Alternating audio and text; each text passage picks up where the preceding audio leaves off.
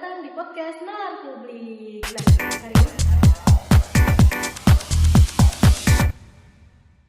Hari ini seru banget nih. Jadi kita akan ngebahas tentang isu sosial yang masih sering banget terjadi di Indonesia, terutama di Jakarta, yaitu homeless atau tunawisma. Betul banget nih Winnie. Ini kita sering lihat kan di pinggir jalan ataupun dekat stasiun dan juga mungkin kolong jembatan juga. Tapi kita nih jarang mikir lebih jauh kayak kenapa sih mereka bisa sampai situ atau siapa sih yang harusnya bantu mereka.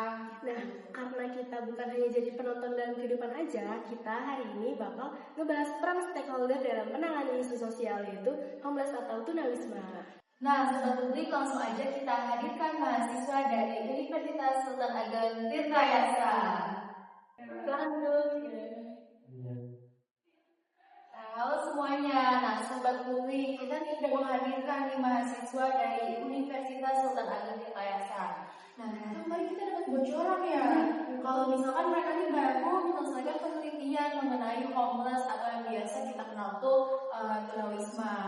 Nah, jadi sobat, sebelum kita masuk ke obrolan lebih jauh nih, kita mau mendengar perspektif menurut kalian tentang kenapa sih masih banyak banget homeless di Jakarta ini. Padahal kan Jakarta katanya kota yang maju nih, tapi kenapa kok masih banyak banget kasus seperti ini? Dari data penelitian yang kita dapat pada saat itu karena adanya di Jakarta itu urbanisasi yang tinggi ya. Dan kita tahu Jakarta itu sebagai magnetnya ekonomi, yang dimana itu menjadi daya tarik masyarakat dari beberapa daerah untuk datang ke Jakarta untuk mendapatkan pekerjaan. Tapi nyatanya nggak semua yang datang ke Jakarta itu mempunyai skill yang memadai dan juga pendidikan yang dibutuhkan oleh perusahaan-perusahaan. Nah, karena nggak sesuai kualifikasi, mereka akhirnya nggak mendapatkan pekerjaan. Nah, kalau nggak mendapatkan pekerjaan, akhirnya mereka nggak punya pendapatan. Nah, biaya itu di Jakarta kan lumayan tinggi, sewa rumahnya juga lumayan mahal kan. Nah, karena mereka juga nggak punya pendapatan, akhirnya mereka mau nggak mau jadi gelandangan dan nggak punya rumah di Jakarta tersebut. Terus juga karena faktor kesehatan mental dan juga keluarga ya. Nah, biasanya orang yang kayak itu mempunyai masalah keluarga itu tuh kabur, dan mereka tuh kabur itu biasanya nggak punya arah mau kemana. Padahal misalkan dia datang ke Jakarta, dia nggak punya keluarga, terus juga nggak ada Jakarta tersebut, akhirnya mereka gelandangan. Nah, terus juga tempat penampungan di Jakarta itu ada, cuma belum optimal gitu. Terus juga untuk masuk ke penampungan itu ada persyaratan yang ketat, dan juga nggak semuanya yang homeless ini nyaman dengan tempat tersebut. Dan yang terakhir itu biasanya kalau di dalam mau penampungan itu si pemerintah itu membutuhkan data-data dari si para homeless ini, kayak berupa domisili tempat tinggal ataupun nih. Seperti itu sih. Setuju banget. Jadi salah satu faktor yang paling utama itu adalah faktor ekonomi ya. Karena kan sekarang jadi pekerjaan juga susah, terus harga sewa atau harga tempat tinggal juga sangat mahal. Ditambah lagi masalah keluarga atau kesehatan mental para homeless itu yang masih kurang ya. Terus juga akhirnya mereka milih untuk menjadi gelandangan aja nih di jalan-jalan. Terus juga hal ini tuh bukan menjadi soal individu aja, tapi juga masalah sistem yang perlu kita benahi bareng-bareng. Nah, karena tadi kita udah ngobrol soal kondisi tunawisma di Jakarta nih, dan beberapa faktor yang bikin mereka ada di situ juga. Sekarang ke pembahasannya tuh lebih ke bukan masalah nggak punya rumah aja, tapi lebih kompleks, dan ada faktor ekonomi, pendidikan, dan juga sampai kurangnya akses pekerjaan. Nah, ini kalau udah ngomongin solusi, pasti kita ini nggak bisa lepas ya sih dari peran pemerintah sebagai pihak yang memang punya wewenang paling besar dalam penanganan masalah sosial. Nah, jadi pemerintah tuh udah ngapain aja sih buat bantu homeless? Apakah pemerintah ini cuma menertibkan homeless ini atau memang ada langkah yang lebih serius dari pemerintah? Kalau menurut saya sih untuk beberapa program ada ya, kayak panti sosial dan bantuan utama. Tapi kadang pendekatannya itu lebih ke penertiban daripada solusi jangka panjang.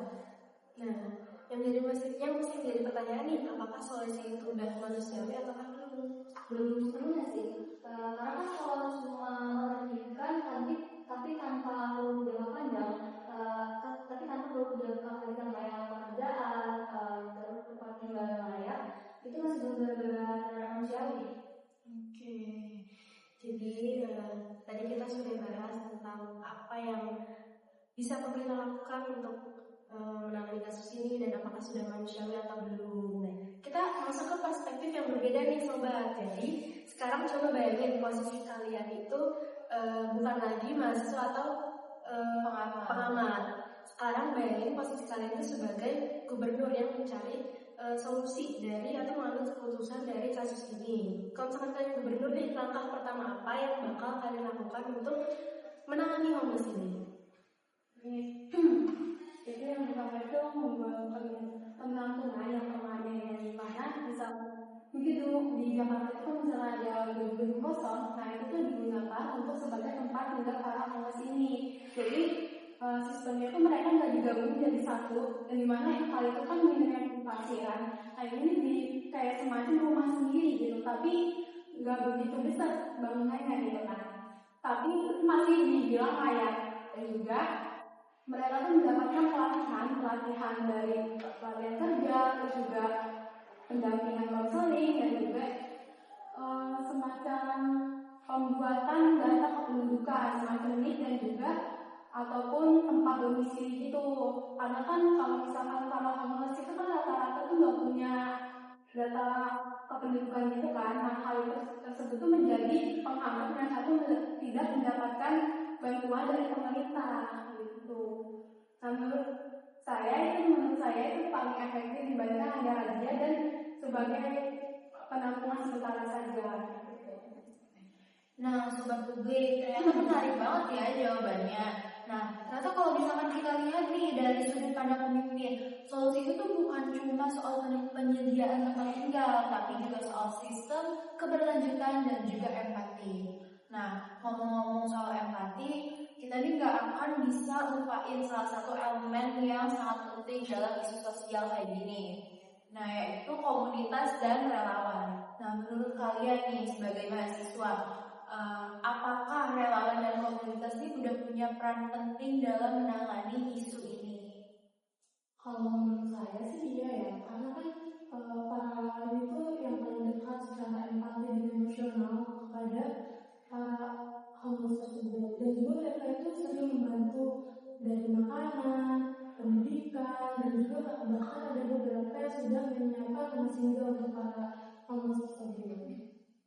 Ya, setuju banget nih, tapi kan mereka nggak bisa jalan sendiri berarti ya. Mereka tuh masih butuh sinergi dengan pemerintah itu sendiri. Betul banget. Nah, sobat, sekarang kita masuk ke pertanyaan yang lebih nyentrik nih.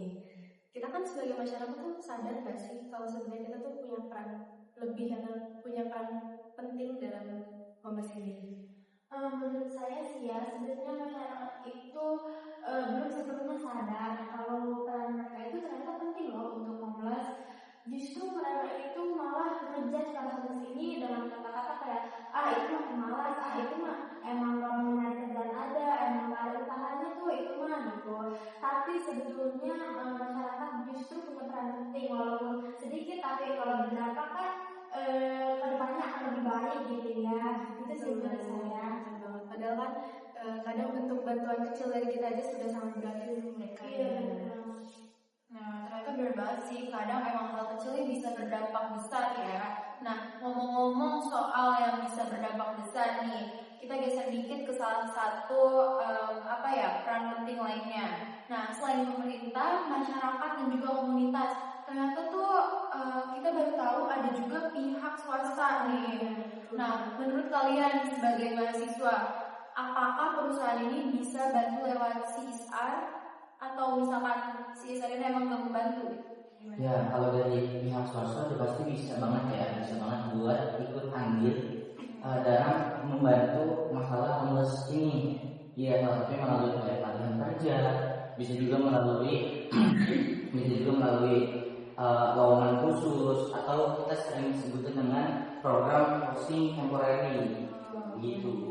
Oke, tapi yang masih menjadi pertanyaan banyak orang nih, apakah masyarakat masih bisa menerima homeless bekerja secara resmi atau emang masyarakat ini Ada stigma Nah itu kalau dari sisi masyarakat, dari pihak masyarakat soal masalah penerimaan itu bisa 50-50 ya.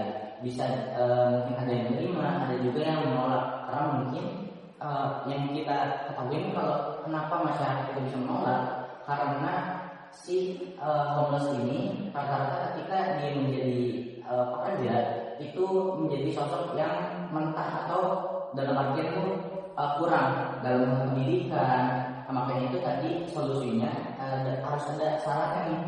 Masyarakat itu bakalan terima si homeless ini menjadi pekerja resmi ketika si homeless ini sudah melalui pelatihan kerja dan ada lembaga komunitas atau bahkan pihak swasta tadi perusahaan yang menjamin mutu si homeless ini gitu sih. Itu juga masih menjadi hal yang sangat tricky banget ya, karena sebagian orang juga masih ada yang bisa terima atau masih ada yang berpikiran negatif.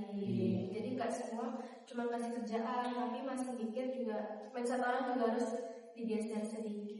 Jadi dari obrolan kita, masalah homeless itu bukan hanya urusan satu pihak aja.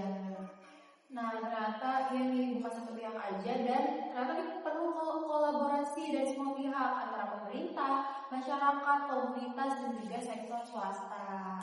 Dan tentu kita juga sebagai mahasiswa punya peran penting minimal mulai dari kesadaran dan empati kita terhadap mereka gitu. Terima kasih kepada mahasiswa kita yang sudah menyempatkan waktunya untuk berdiskusi dengan kita.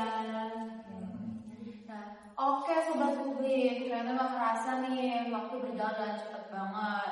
Nah udah selesai aja nih diskusi kita dengan mahasiswa dari Universitas Sultan Agung Tirtayasa. Nah terima kasih sudah mendengarkan obrolan kita kali ini dan semoga pembahasan ini tuh bisa bikin kita lebih care lagi sama realitas sosial di sekitar kita. Sampai jumpa sobat publik.